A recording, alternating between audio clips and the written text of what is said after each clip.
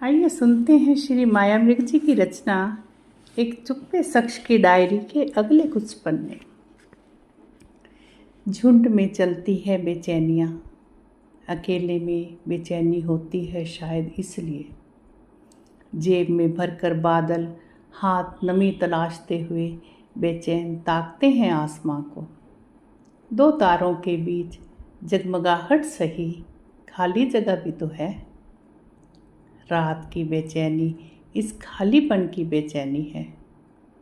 कुछ ना होने पर कुछ हो जाने की आशंका बादल के पहाड़ से टकराने सी है। चोट टखने में भी लगे तो दर्द की लहर माथे तक आती है।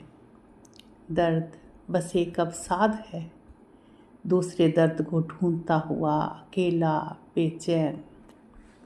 तुम्हें याद होगा जब उस दिन घुटने छिल गए थे जरा सी ठोकर खाकर।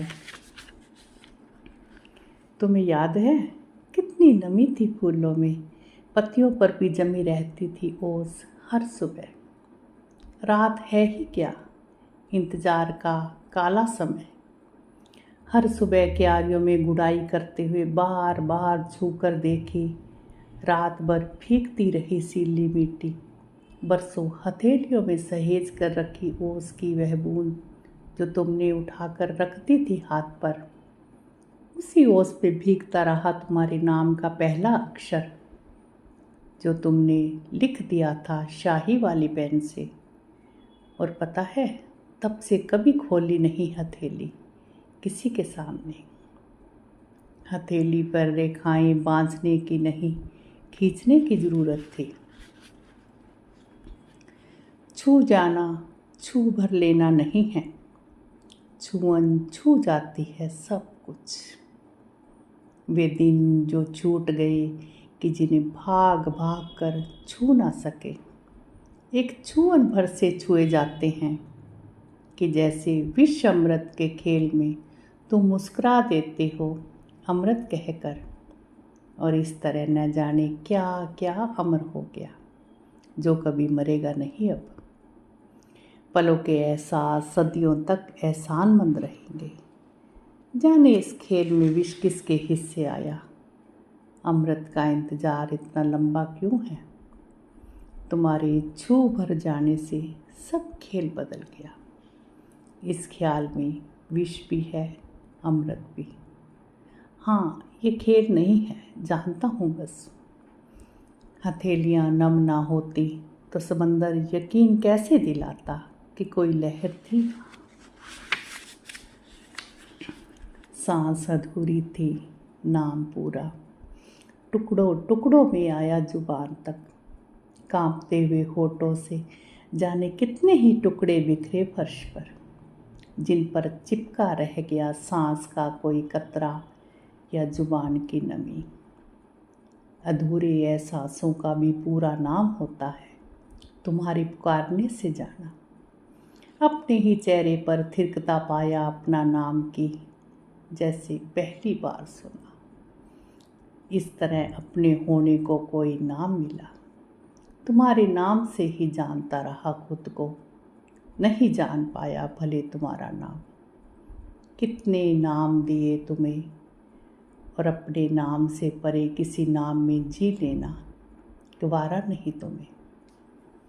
घुट जाती है सांस भले, बचा लेती है हर बार तुम्हारे नाम के शब्द टूटने से। बंद खिड़की जितनी उम्मीद है उतनी ही आशंका। जाने हवा के आने जाने का रास्ता भर देती है कि खुशबुओं से पर्दे हटाती है। 2 तल्ले मकान की खिड़की अब बरसों से बंद है। आधे टूट गए कांच की किरंचे उतने ही रंग लिए थी कि खिड़की का खुलना इंद्रधनुष की आमद थी। खिड़की खुलने का इंतजार गली में सन्नाटे के साथ खड़ा रहता था बतियाते हुए। पहले कौन टूटता, जाने सन्नाटा जीतता कि इंतजार। बहस कभी ख़त्म नहीं हुई। इक्का दुक्का साइकिल रिक्शा वाले आ ही जाते थे। पैडल और पहियों की खर खर से सन्नाटा चीरते हुए। और कोई खड़ा भी रहता था घंटों खिड़की खुलने के इंतजार में। इंतजार अब घंटों से बरसों तक फैल गया। बहस जारी है। मुझे सिर्फ अपने इंतजार की इंतहा देखनी थी, जो अब तक नहीं हुई। गली नापते कदमों के निशान उम्र पर छपे, उम्र ढलान पर फिसलती गई। निशान पुछ गए होंगे उस ढलान पर से, तो जहाँ से 7 फिसले थे अदरीब ऊंचाइयों को छूने की कोशिश में। ऊंचाई जो भी हो, ढलान सच्ची है हमेशा। जहाँ भी लाई वहीं ज़मीन दिखी।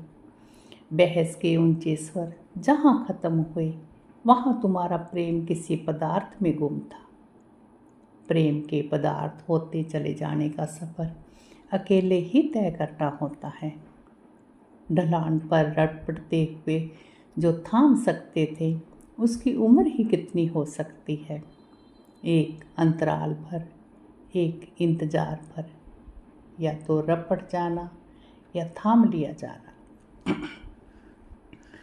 ढलान पर छटपटाते हुए फिसलने और चुपचाप फिसलते चले जाने के विकल्प हमेशा खुले रहते हैं। तुम्हें याद है वह कल जो आना था आज से पहले? भूल जाने पर भी आया तो होगा, वहीं रखा होगा उसी आले में। बीते हुए कल भला जाते कहाँ हैं? उनकी सांस सुनती है, उनकी सांस दिखती है। कल तक कहना टालने पर भी वह आज से शुरू हो गया। साथ रहने से साथ होना नहीं होता। साथ होने को साथ रहना ज़रूरी नहीं कि जैसे कल जो साथ नहीं रहता, उसकी सांस में जिस कल का सपना है, वह पता नहीं आएगा कि आकर चला गया। देखना तुम्हारे साथ है क्या कहीं छूटा हुआ कल जो आना था आज से पहले। आज का क्या है, चला जाएगा, कल तो रहेगा यही। एक जगह से उठाकर लम्हों को दूसरी जगह रख देना जरा सी बात नहीं। जरा सा क्रम बदल देने से सब बदल सकता था। बस इतना सा तो करना था जो पहले किया, बाद में सोचा। जो बाद में सोचा उसे कर ना सके। पहले से बाद तक सब बदल गया इसके बाद। सोचते हुए करना और करते हुए सोचना सब वहम था हमारा। जो सोचा गया वह किया ना गया। जो किया गया उसे सोचने के अलावा कोई विकल्प नहीं। बहुत सोचने के बाद भी नहीं मिला कोई रास्ता। मुझे नहीं पता तुम क्या सोचते हो। तुम्हें नहीं पता मैं क्या करता। करते करते किस मोड़ पर आ गए हम। यहाँ तक आना क्या सोचा था कभी तुमने या मैंने? रहने दो, अब सोचने से क्या होगा। वो जो सब सोचते हैं अजूबे हैं। एहसान का भुगतान तय है। सांसें एहसान सी आई उम्र भुगतान में दे दी। जाते जाते बिना आवाज़ दिए ही चौंक कर पलटना तुम्हारा कुछ याद आना नहीं था, कुछ याद दिलाना भर था। बकाया छोड़कर जा रहे थे तुम। जो था तुम्हारा था, जो मिला, जो शेष रहा, जो मिलने की उम्मीद रही, तुम्हारे और तुम्हारे का एक बड़ा सा ढेर जिसमें कुछ भी नहीं दिखता। बहुत कुछ होने के बावजूद मैं कहीं नहीं था वहाँ। तुम थे, बातें थी, एहसान थे। तुम्हें याद होगा सब। तुम्हें सब हिसाब रखना है, मुझे भुगतान करना है। पहली किस्त लुटा रहा हूँ उम्मीदें। तेरा तुझको अर्पण क्या लागे मेरा। तुम तो कहते थे कागज़ के फूलों में खुशबू नहीं होती। फिर ये कार्ड अब तक कैसे महकता है बरसों बाद भी। वह साल जो तब नया शुरू हो रहा था, अब भी नया नया सा है। पुराने दिन कितने नए रहते हैं, कैलेंडर पर कैलेंडर बदलने के बाद भी।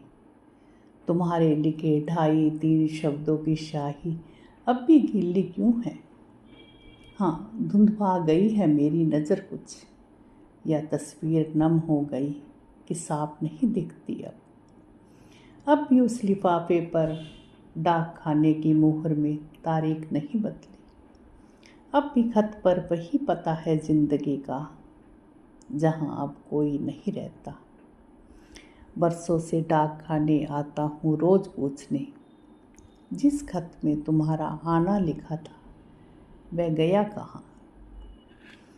तो अभी आप सुन रहे थे श्री मायावरी जी की रचना एक चुप्पे शख्स की डायरी के अगले कुछ पन्ने। आइए सुन